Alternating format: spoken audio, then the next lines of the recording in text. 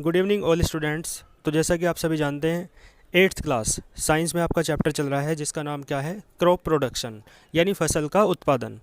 तो आइए इसके अंतर्गत हम शॉर्ट क्वेश्चंस कर रहे हैं। शॉर्ट क्वेश्चन में मैंने आपको 4 शॉर्ट क्वेश्चन कराए थे। आइए क्वेश्चन नंबर 5 पढ़ते हैं। तो देखो, जैसा कि आप देख सकते हैं, what are harmful effects of using fertilisers, यानी जो फर्टिलाइजर्स होते हैं, जो उर्वरक होते हैं, उनके हार्मफुल इफ़ेक्ट्स यानी जो हानिकारक उनका प्रभाव है वो क्या होता है for the enrichment of the soil. ठीक है ना, यानी मिट्टी जो है, मिट्टी के लिए उसका क्या प्रभाव है। ठीक है ना, देखो हार्मफुल इफ़ेक्ट पूछा है तो उसने क्या कहा, आंसर में लिखा हुआ है excessive use of fertilisers. Excessive का क्या मीन्स होता है, अधिक, है ना, ज़्यादा। यूज माने प्रयोग ऑफ फर्टिलाइजर्स यानी उर्वरकों का ज़्यादा प्रयोग। हैज़ मेड द सोइल यानी मिट्टी को कैसा बना देता है, लेस फर्टाइल। ठीक है ना, क्या लिखा हुआ है, लेस फर्टाइल यानी मिट्टी को कम उपजाऊ कर देता है। ठीक है ना, यानी मिट्टी का उपजाऊपन उर्वरकों के ज़्यादा प्रयोग से क्या हो जाता है, घट जाता है।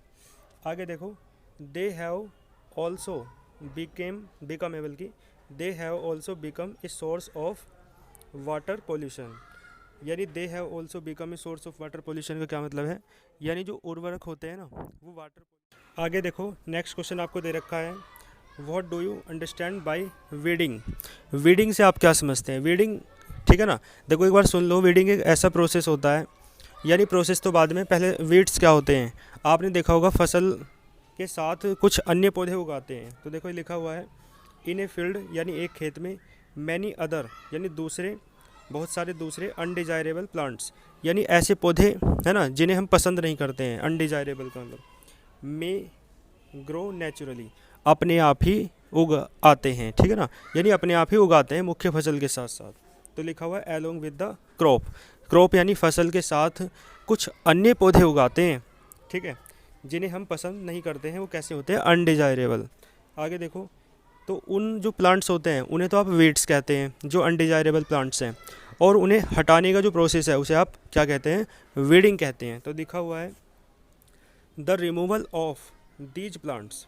ठीक है ना, इन प्लांट्स को हटाना, मैंने इन प्लांट्स को नाम दिया है ब्रैकेट में वीड्स। ठीक है, वो आप जानते हैं वीड्स होता है, तो ब्रैकेट में आप वीड्स लिख सकते हैं। यानी ये पौधे जो आप पसंद नहीं करते हैं, जिन्हें हटाना चाहते हैं, इन्हें वीड्स कहा जाता है। तो मैंने लिखा है the removal of these plants.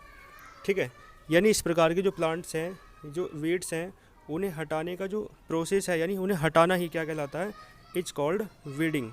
इन्हें ही आप क्या कहते हैं, वीडिंग कहते हैं। ठीक है ना, वीडिंग का क्या मतलब है, यानी खरपतवारों को हटाना। ठीक है, तो क्वेश्चन नंबर 6 तक आप नोट कर लेंगे और नोट्स बनाते चलें अच्छे से, साथ साथ लर्निंग वर्क भी करते चलें, क्योंकि पूरा चैप्टर मैंने यदि आपको पढ़ा रखा है तो चैप्टर तो आपके अच्छे से समझ में है ही, लेकिन उसके बाद भी मैं आपको क्वेश्चंस के लिए वीडियो बना रहा हूँ। ठीक है ना, नहीं तो क्वेश्चंस आपको नोट करके मैं सिर्फ फ़ोटो खींच कर भी आपको भेज सकता हूँ, तो सिर्फ इसलिए ही ताकि आप अच्छे से समझ जाएं। तो इसलिए आप लर्निंग वर्क भी साथ साथ करते रहें। ठीक है, अच्छे से पढ़ते रहें। All the very best.